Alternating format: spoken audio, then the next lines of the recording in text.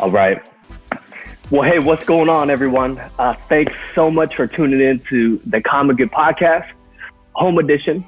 We are in the middle of a quarantine, but we are committed to delivering fresh content straight to you from our homes right here on the Zoom platform. And so I hope you're doing well. I hope you're staying safe. I hope you're staying sane. I know these are crazy times, but so appreciate you just taking time out of your day to lean in, to listen, and to learn. If you're new to the Common Good Podcast, we highlight everyday, regular, ordinary people of faith who are finding ways to utilize their passions, their skills, their gifts, their resources, and their influence for the common good. We believe that God has called the church to be for the flourishing of all people and all persons. And so we really want to just share and highlight stories of how people are doing that with the hope that you're going to be inspired, you're going to be encouraged.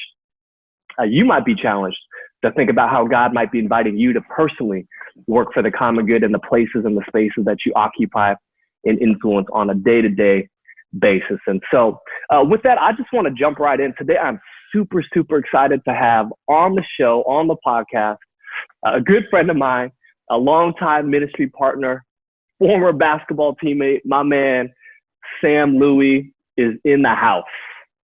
Sam, what's going on, brother? Hey, Royce, good to see you. Thanks for having me on your podcast. Well. Absolutely, man. How you doing? Well, hanging in, trying to stay safe. Yep, absolutely. Are you at the house, in the office? I'm actually in my therapy office. I still like to do sessions here to give people a feel of the office, even though many of them are not able to come in. Gotcha. I like the look. I like the digs, man. try to make it a little tranquil. I dig it. Well, I so appreciate your time just to be with us, Sam, and really excited to have this conversation. You know, for our listeners that might not be familiar with who you are or your work, you are, how should I say it, a man of many talents. You're a psychotherapist. You have your own private practice here in Seattle on the East Side. You're also a motivational speaker. You're an author, and you are a spoken word poet. But long before any of those things, in a previous life, when I first met you actually through your brothers, Ken and Fred, on the basketball court playing pickup, I think at that time you were still living in LA and you were working as an Emmy-Award Winning broadcast journalist. You were a television reporter in LA. And I still remember being so surprised when I think you were at the height of your career. You were living in LA, living the dream. And I remember I had just started doing ministry, and I had launched a young adult ministry at the church that I was previously a part of. And there you were at the end of the Saturday night service. And I was like, what are you doing here in Seattle? And I come to find out that you had actually made a career change, really in a lot of ways, kind of this 180 career change. And you had left LA, you had left this career, and you were now pursuing a career in psychotherapy. And so, man, I don't know that before we just talk about anything else, I've always just been so curious. I mean, that's a huge jump and that's a huge change. And I know a lot of our listeners have thought perhaps about career changes. And, I went through that whole process and journey of doing that for myself as well. But I'm so curious to know, and it might be helpful for our listeners, kind of what was like, how did that happen? Was that kind of something that was a journey and a process, or did that kind of come out of nowhere?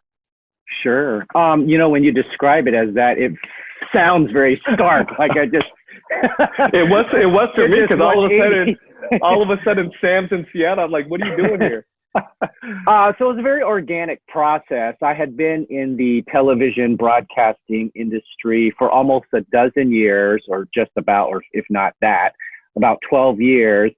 And during those last 2.5 years before I made the switch, I had gone through a divorce. And at that same time, I was also going through a job layoff that kind of threw, I guess, the name of your church is Common Good and the podcast is Common Good. So it made me reflect as I was going through this journey. Well, how does God really want to use me, my experiences, my history, my past, and what I'm going through? But it was very organic. So what I meant by that is, first, I was at the time, this was almost 20 years ago. So divorce was very rare in the Asian community. I did not even know anybody amongst my peers or even at the church that I went to, and I attended a pretty large Asian-American church. I don't remember anybody being divorced there. So there's like a real big stigma of going through a divorce.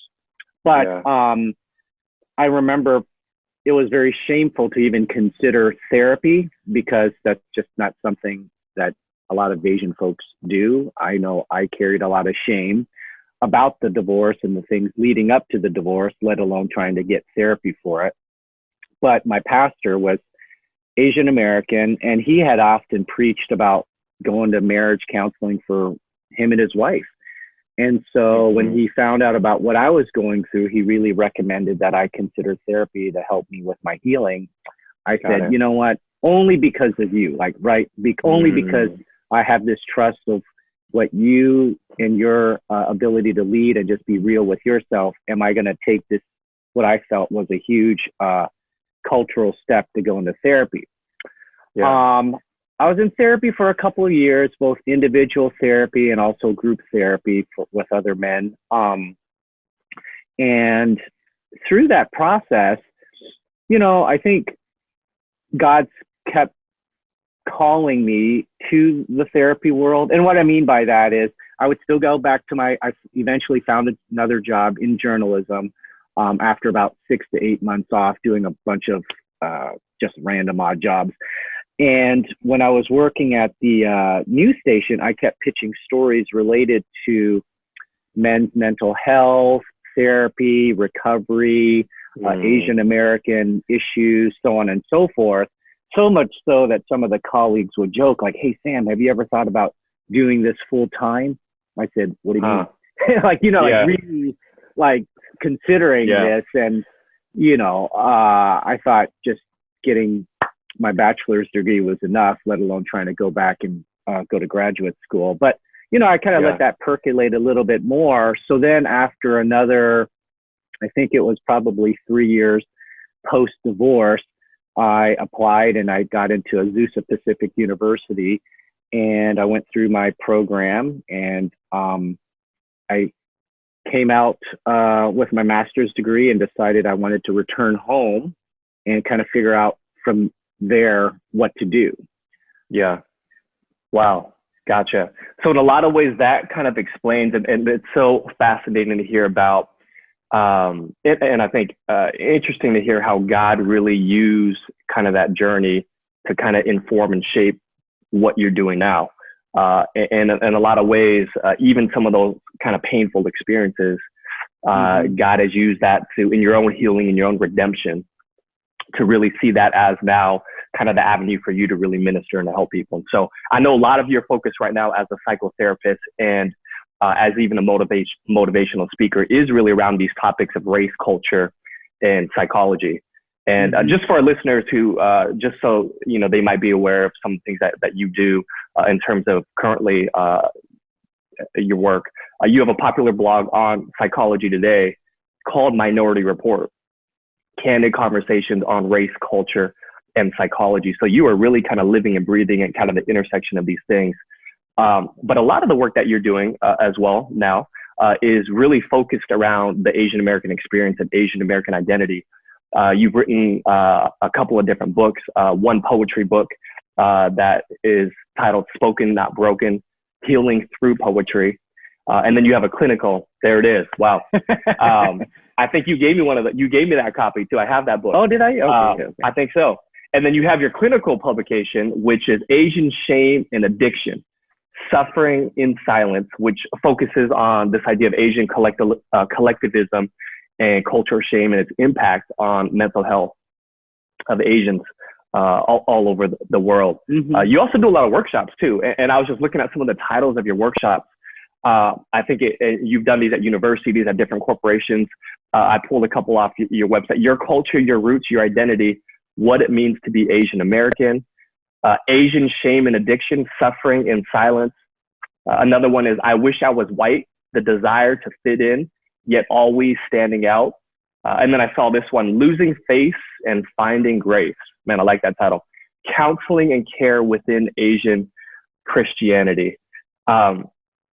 I feel like, man, there's so many different things that we could even just unpack there, just in terms of the Asian-American experience. And I know for many of our listeners who are Asian-American or Asian who can perhaps even identify just with some of those titles. But for you, I know, Asians like and Asian-Americans, it's not a monolith, right? There's so much diversity in terms of people's experiences. But I don't know, maybe just share about, I know from a personal standpoint why a lot of these topics matter, because these are kind of lived experiences. But what have you found in terms of just ministering and helping others in their own journeys to be perhaps some of the kind of biggest themes or issues that you find people struggle with?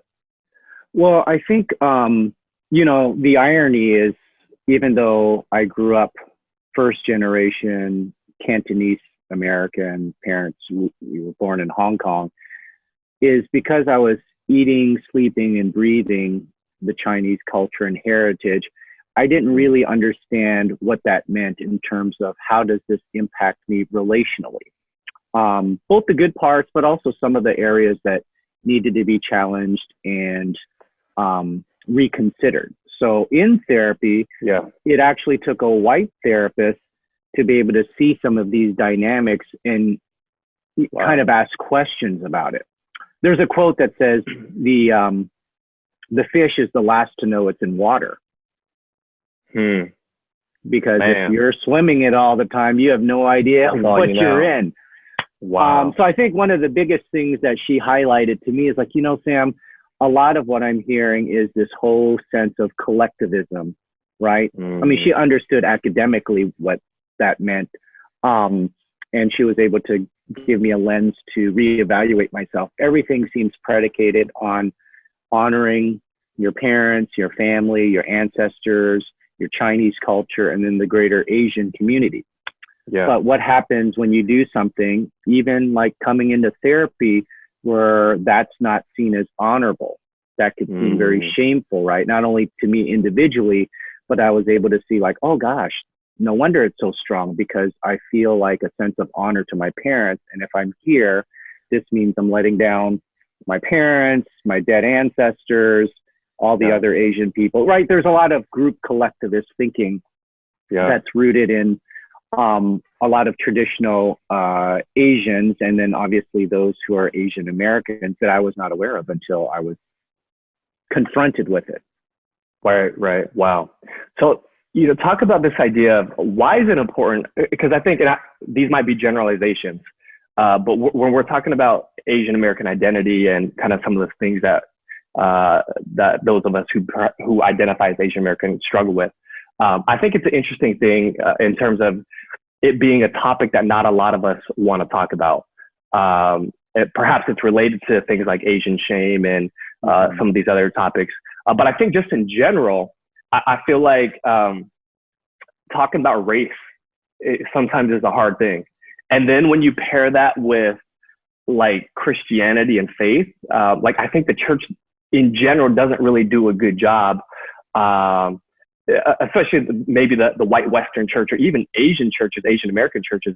I don't think they like to talk about this idea of race, right? And maybe some of that just goes to a particular lens of understanding how, when you become a Christian, your sole identity is being a Christian. And that's like your primary identity. So therefore, everything else doesn't really matter, right? It kind of erase it almost seems like that's sometimes what's communicated in the church, that all of these other things like our gender, our race, right, sexuality, all these other things kind of get erased, and the most important thing is being a Christian. But for you, it sounds like it's really important as you help people kind of work through their stuff to understand that understanding their race and their ethnicity is actually and their culture is a really important piece of healing, but also understanding who God has made them to be. Maybe talk to that a little bit, and just in terms of why that's so important for you in terms of as people think about kind of these different dynamics. Yeah, it's very layered, right? We're Christians, that is our identity. But I also can identify as an immigrant, right? There's an intersection there. I also can identify as specifically Chinese. I can also identify with, to a certain degree, the African-American experience growing up in South Seattle. But yeah, you're right. I think part of the challenge is we don't want to make our ethnicity or our gender an idol of sorts, but sometimes that can be misinterpreted as, oh, these things are not important at all. Let's just elevate the fact that we're Christians and let that be. But, you know, God created us the way we are, so we should be able to embrace that, embrace our diversity and whatever we bring to the table. And I think for myself is I first had to understand, what did it mean to be an immigrant first off, right? And then to really appreciate my parents' struggle as immigrants coming to America in their late 20s and 30s, trying to adapt to an American and a Western way of thinking that, I mean, like, and then learn the language. They didn't know a lick of English, and then to try to do that, right? So that's very, so part of me is like, okay, how do I appreciate where I came from? But then how do I also understand where I'm at now? Because I'm at a confluence of both traditional Asian American thinking and also kind of the European. When I say European, meaning the ability to think for ourselves, to speak up, to be independent. These are very, they're just different, right? Like the Asian way is to be obedient, to listen to authority, to follow a hierarchy, to not stand out. There's the Japanese proverb, the nail that sticks up gets hammered down. Right. Yeah. So I think part of the struggle was, how do I make sense of who I am? Who am I? I'm Christian, I'm Asian, I'm American. Like, let's just put this in a blender and hit blend. Right. Yeah. Wow. So that's one part, right? That's one part. You know, I think the second part is, depending on where you grew up, how do you integrate into American society, or whatever society you're in? So if I grew up since I grew up in an African-American community, I'm trying to integrate into an African-American subculture. That means understanding, and how do you get acceptance, right? And for those who grew up in predominantly white communities, they're going to be, even if it's on a very unconscious level, how do I integrate and get accepted? So for some, that may mean dismissing their ethnicity, dismissing who they are. And I've met clients and other peers who grew up in very white communities and literally told me it wasn't until I went to college that I realized I was Asian. Does that make sense? I mean, they knew they were Asian, but like, they just never thought about race until they were challenged by it by their peers in college. Yeah. Wow. Yeah. And it makes me think about that whole, I mean, you talk about this idea of trying to fit in and assimilation, but also reminds me of kind of one of the challenges that I think a lot of Asian Americans face is this whole idea of kind of being stuck in the middle, right? And kind of this third culture kind of idea, right? Where, like, as an Asian, we know, like, if we understand where our roots are from, but yet we know that we are not in the mainland, we're not in the motherland, right? Like, we were born here, but yet at the same time, there's also this sense that no matter what, kind of this perpetual foreigner idea, right? That no matter what, we'll never really, really fit in. As much as we try to fit in, as much as we try to become educated, work hard, do all the things that somehow culture and society has said that if you do these things, you can be one of us. But yet at the end of the day, we feel like we're still not really there. We're kind of stuck in this middle, right? And I think that's where sometimes for a lot of Asian Americans, I think that's where the struggle and the tension. So, you know, that reminds me of a line in one of my poems: too Chinese to be American, but too American to be Chinese. That's like the Asian American experience. We're creating a new identity that's totally separate from from at least my immigrant parents. And how do I make sense of that? Totally. Wow. Yep. Hey, I want to talk about Asian Americans and racism. Yeah.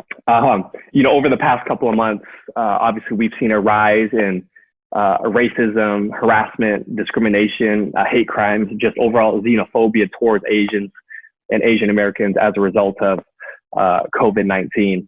And, even just thinking over the past week and a half, right, there's been an issue even here in Seattle. I think it was on the news with Kurt Lynn, right, and his experience at Home Depot and how they didn't do anything about it. And now there's actually investigations around it. But we're seeing so much racial kind of rhetoric, even in the administration, right? The other week with the journalist who, Trump made the comment towards her about why don't you go and ask China, right? And and then obviously our administration and the president has even referred to this particular virus as the Chinese virus. Maybe speak to kind of what you see going on right now. I think for perhaps a lot of Asian Americans, especially maybe the younger generations, this is kind of a new thing, especially when you talk about those that have never really perhaps experienced racism or have even thought about their race until maybe later on in their life.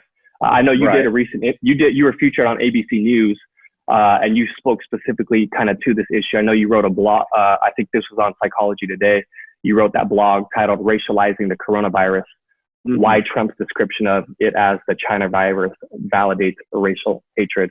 I don't know, just talk to us a little bit about kind of what you're seeing happening right now with kind of what's going on. Well, whenever we're in a state of anxiety, I think kind of just the general public, we're looking for somebody to blame, right? Anytime there's a crisis, we need to blame somebody. And so I think Trump and his administration, in trying to blame China, end up blaming all of the Chinese people, right? The citizens. There's a difference between blaming a communist regime and blaming the Chinese citizenry. And I think that part gets lost when he tries to communicate to the public. So then the average listener is just going to hear Chinese people are the culprit, started in China. And we have been, I think a lot of Asian folks have been insulated from racism. There may be stereotypes, right? But they have been mostly positive stereotypes. You're a good worker. You don't complain, blah, blah, blah, blah, blah. Yeah. So this is the first time, at least for millennials, where they're seeing, wow, your race does matter. Your race does play a role. You can't hide the fact that you're Asian if you're in a very white community or any community that might try to target you. Right. Yeah. So what have you found, as perhaps some of us are experiencing that for the first time, what should be the response? What should be the response as Asian Americans, but also even as we think about even the Christian lens, is this something that, I think for so many of us, we have been taught to not rock the boat and to not speak out. What do you think in this situation? How should we be responding kind of with all that's happening? And I recognize that, one of the issues even is just the fact that some of us just don't even feel safe, right? Yeah. I've been even thinking about this for myself. I am so conscious and aware now of my otherness. The fact that I'm Asian, and whether I go into the grocery store, I'm thinking about, should I wear a mask? Should I not wear a mask? Even when I'm walking in my own neighborhood, it's crazy how I'm thinking about what other people are thinking about me, So I don't know, what's kind of your advice or what's your take in terms of kind of how we should be responding, and what are some of the things we could be thinking about? So I think everybody's built differently. My form of activism is being able to write. So if there's an incident, I'll write about it, blog about it, or do something, try to garner attention. I think the improper response is just to hide and ignore it and minimize it, right? They didn't really mean anything. It was just a joke. No, we have to confront that. If people are even trying to mock you, like your friends try to mock you, somebody has to intervene. And this is actually when our white peers can really become our allies, when our non-Asian peers can come in and say, hey, that's not right, And then we can finally have that discussion that you're talking about that makes people, I'm not uncomfortable talking about it. Most ethnic people are not uncomfortable talking about race. Yeah. But that's the piece that I think can really drive some of the discussions. And it doesn't have to be specifically about racism per se, but we could start like, hey, what about race is so uncomfortable to talk about? And I think that's what I try to incorporate into my therapy is like, hey, a lot of my clients have not had the space to be able to talk about what it means to be ethnic and their experiences growing up, even though it was not validated from the larger community. Yeah, I was bullied. Oh, okay. People told me just to deal with it. That's just part of life, right? Like, well, it is and it isn't. Yeah.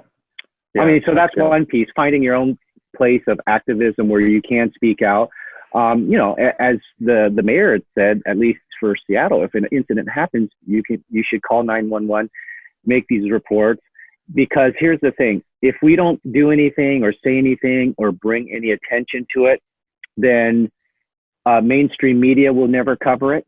You won't know it exists.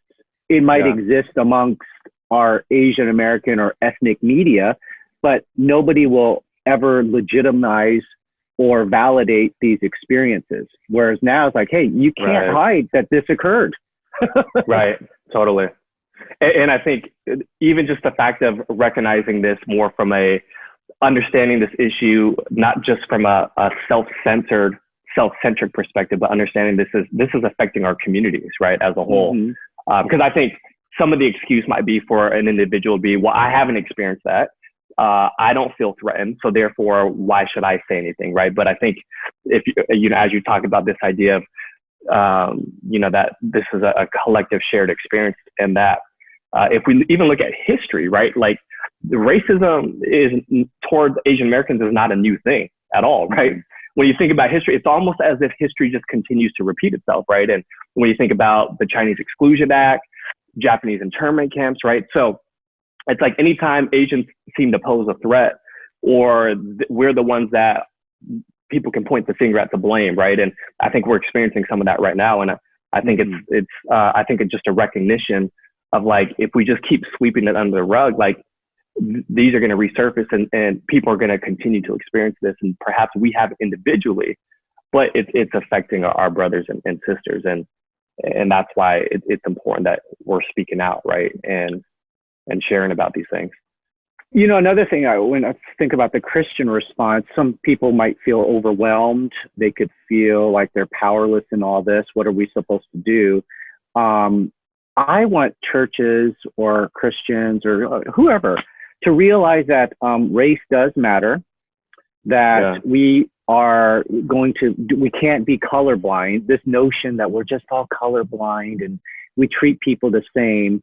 Okay, that's great if we treat people with the same dignity and integrity regardless of color, but we still have to recognize that each person comes to the world with a different experience, and whether it's race, gender, sexuality, whatever, that also cannot be minimized or dismissed and just say, well, I don't, because if you don't notice my color, then you're not really going to see me or appreciate aspects of me, the hardships, the challenges, and just the things that other folks may take for granted. If I can't just walk into Yellowstone National Park right now, or somewhere, like I can't just go to Wyoming, or I just can't go to these white places and spaces and think everybody's just going to open up their arms. There naturally is going to be either a suspicion on their end, and even if not, there's heightened anxiety and concern on my end. And as long as you can appreciate that that's what I have to deal with, then I feel like we're much farther and better along than we are when we just say race doesn't matter. Right. That's good. I know we're running out of time, so I want to get to this topic. And sure. We talked about for perhaps the younger generation, even millennials who have never experienced perhaps blatant racism or discrimination until recently.